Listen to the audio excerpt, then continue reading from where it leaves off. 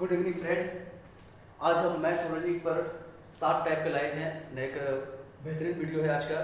इसके पहले मैंने 3 वीडियो बनाया है और 3 वीडियो में हमने 23 प्रकार के मैथ और रीजनिंग के सवाल को हमने सॉल्व किया है और ये 7 प्रकार के और हैं, तो कुल हो गए टोटल 30 टाइप के। तो मेरा ऐसा विश्वास है कि 30 प्रकार के जो मैथ और रीजनिंग है उसको आप रिवाइज करके जाएंगे तो आपको एग्जामिनेशन हॉल में बहुत हेल्प मिलेगा। ये तो मैं नहीं कह रहा हूँ कि आप 10 में 10 कर लीजिएगा, लेकिन मेरा वादा है, मेरा विश्वास है कि 10 में आप 5 से 7 क्वेश्चन आप सॉल्व कर लेंगे, जिससे आपका क्लियर हो जाएगा।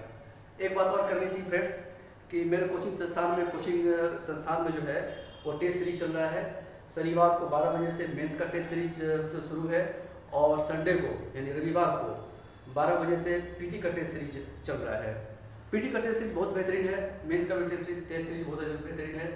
पीटी का टेस्ट सीरीज के बारे में मैं कहना चाहता हूँ कि अगर आप मेरे टेस्ट पेपर को आपने अगर 70 क्वेश्चन आपने सही कर लिया, 70 क्वेश्चन आपने नेगेटिव काट के सही कर लिया, तो मेरा विश्वास है, मेरा वादा है कि आपका प्री नहीं रुकेगा।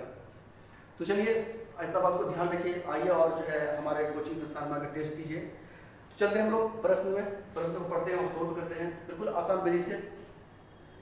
पहला पढ़ते हैं कि 5 लगातार विषम संख्याओं का औसत के हिसाब है 265 है, तो सबसे छोटी और सबसे बड़ी संख्या का गुणनफल ज्ञात करें।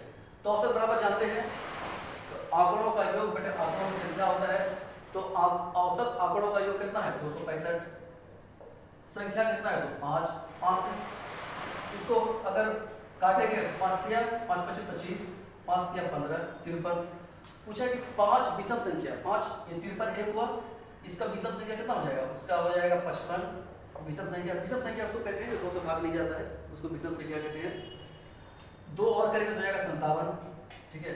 इसे 2 नीचे करेंगे तो हो जाएगा 51 और करेंगे तो हो जाएगा 49। 5 हो गया बीच में है, औसत 53।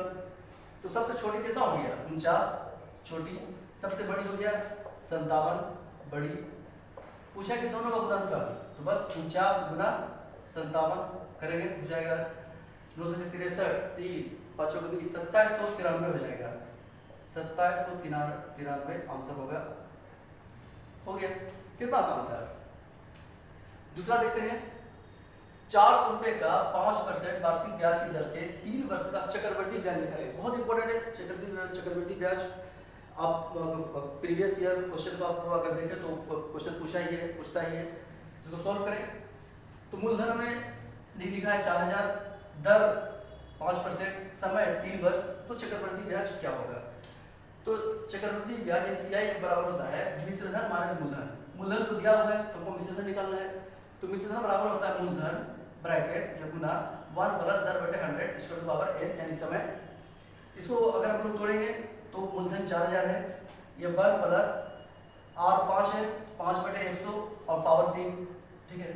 इसको हमने यहाँ लाया है 4000, मूलधन को उतार दिया सेम टू सेम। इसको घटाए हैं 5 20 2500 और एलसीएम लेके हो जाएगा 21 बटे 20, तो 3 है तो 3 बार लिख दिए 21 बटे 20, ठीक है। ये 0 ये 0 ये 0, 3 0 है 3 0 काट दिया, 2 दूनी 4 2 दूनी 4, फिर ये 2 2 काट दिया। अब बच गया कितना 21 गुना 21 बटे 2, ये वाला 2 बच गया है, ठीक है।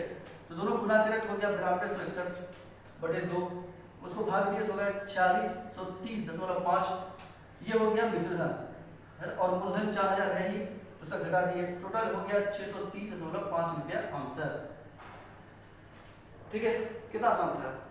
आगे देखें, रमन के पास अलग अलग रंग के 12 कंचे हैं, कितने प्रकार से वह 3 कंचों को चुन सकता है, यानी परमुटेशन कॉम्बिनेशन के हिसाब है, यानी कॉम्बिनेशन के हिसाब में सी, ठीक है। तो 12 कंचा है इसके पास, कितने प्रकार से चुनेगा 3 प्रकार से, तो 3 में लिख दिया, ठीक है। अब सोल्व करना है 12 गुना 11 गुना 10 बटे 3 गुना 2 गुना 1, काटेंगे इसको 3 चौका 12 2 गुना 4, बस हो गया। सबको गुना करेंगे ऊपर वाले को 2 गुना 11 गुना 10, क्योंकि नीचे वाला पॉइंट बचा ही नहीं है, तो 11 दूनी 22 है 220 तरीके से कंचा को चुन सकता है, यही आपका आंसर। कितना आसान है। आगे देखते हैं चौथा सवाल, ए की आय बी की आय से 25% ज्यादा है, यानी ए की आय बी की आय से 25%। मान लेते हैं कि बी की आय 100 है, तो ए की आय कितना होगा 125। तो पूछा है कि बी की आय ए की आय से कितना परसेंट कम है।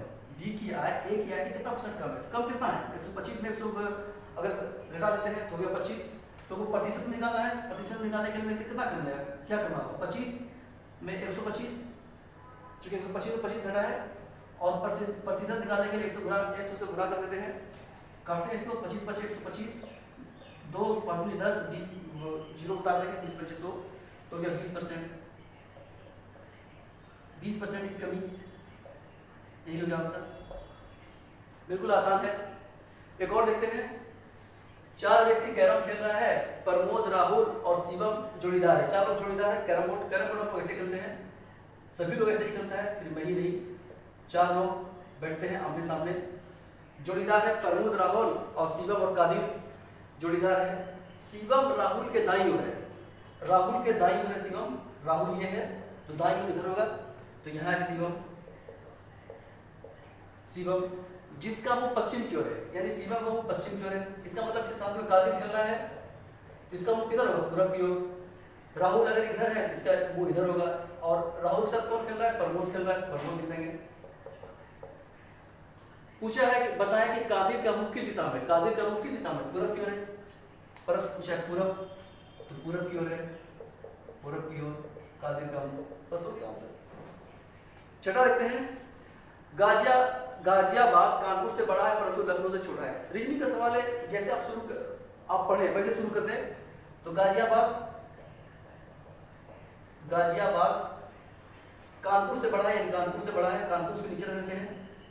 लेकिन लखनऊ से छोटा है, लखनऊ ऊपर कर देते हैं, छोटा है। जयपुर अजमेर से बड़ा है, एक अलग तरह इधर लिखते हैं। जयपुर किससे बड़ा है, अजमेर से बड़ा है, अजमेर से बड़ा है। जो नासिक इतना छोटा नहीं है लेकिन नासिक से भी बड़ा है, तो नासिक नीचे होगा, नासिक से बड़ा है। फिर मेरठ जयपुर से बड़ा है, जयपुर से बड़ा कौन है, मेरठ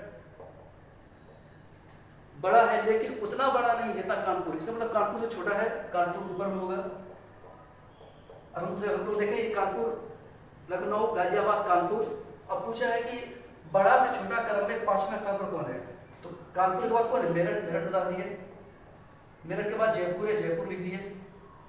जयपुर के बाद अजमेर है, अजमेर को लिख दिए। नासिक है, उसके बाद नासिक को लिख दिए। अब क्रम लगा दिए 1 2 3 4 5 6 7। ऊपर से नीचे क्रम में 5वें स्थान पर कौन है, 5वें स्थान पर है जयपुर। तो आंसर हो गया जयपुर, जयपुर आंसर हो गया। ठीक है, कितना आसान था। एक और बच गया है। 432 व्यक्ति रात्रि भोज में उपस्थित थे। 300 मांसाहारी और 132 शाकाहारी थे। शाकाहारी व्यंजन को चुना, खाने को चुना, भोजन को चुना। यदि 20 ने दोनों प्रकार के भोजन को चुना तो कितने ने एक प्रकार के भोजन को चुना। ऐसा जब ऐसा प्रश्न हो तो संयोजन बनेगा। हमने एक ऐसा संयोजन बनाया है। टोटल लोग को यहाँ लिख रखा है, कुल लोग को 432 लोग टोटल है। इसमें मांसाहारी जो है 300 है, शाकाहारी 132 है, दोनों 20 है। जब दोनों 20 है तो खाली मांसाहारी कितना होगा, तो 3 से 20 घटा देंगे तो जाएगा 280। शाकाहारी 132 है लेकिन 20 आदमी दोनों पसंद कर रहा है, मांसाहारी भी है, तो खाली शाकाहारी कितना होगा, तो 132 में 20 घटा देंगे तो जाएगा 112। ठीक है, पूछा है कि एक ही प्रकार का भोजन कितने लोगों ने चुना है, एक ही प्रकार का, या तो शाकाहारी या तो मांसाहारी। तो 280 शाकाहारी मांसाहारी है और 112 शाकाहारी है, दोनों को जोड़ देंगे तो जाएगा 392। ये हो गया आंसर। ठीक है, तो ये मेरा 7 टाइप थे आज के मैथ और हिंदी के सवाल। आई होप कि आपको बहुत हेल्प मिलेगा इससे। और मुझे बहुत उम्मीद है कि आप जब एग्जाम देने जाएं प्री का या IAS का, CSAT पेपर या दरोगा का या फिर टीचर का, BPSC टीचर वाला या और भी जो एग्जाम है जिसमें मैथ रीजनिंग होता है, उसको देने के पहले जो है मेरे ये जो चारों वीडियो को एक बार आप देख लें और उसके बाद एग्जाम देने जाएं, आपको बहुत हेल्प मिलेगा, ऐसा मुझे विश्वास है। तो अगर मेरा वीडियो अच्छा लगे तो लाइक करें और हमारे चैनल को सब्सक्राइब करें। थैंक्स, धन्यवाद।